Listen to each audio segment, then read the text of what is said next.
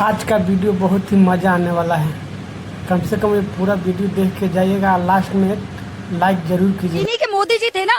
अगर हम मोदी जी नहीं अब प्रधानमंत्री है मोदी जी, लेकिन मेरे पापा नहीं है जो इन लोगों को समझते हैं। ये लोग पापा समझते हैं अपने, मैं नहीं समझती। बहुत तेज हो रहा है। राहुल गांधी पापा है आपके? मेरे पापा एक है केवल। क्या बात कर रहे हो बाबा? ये बताइए कि ईरान ने जब यूपीए की सरकार में बोला था कि पाइपलाइन लगाते हैं, गैस हमसे लीजिए, क्यों नहीं ली?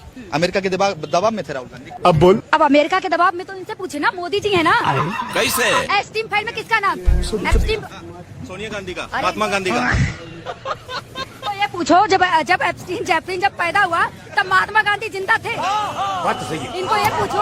एंटेनियो माइनो जो नाचती थी क्लब में। ये गोबर भक्त है, इन लोगों के मुंह भी नहीं लगना चाहिए। गोबर भक्तों के मुंह लगना ठीक नहीं होता।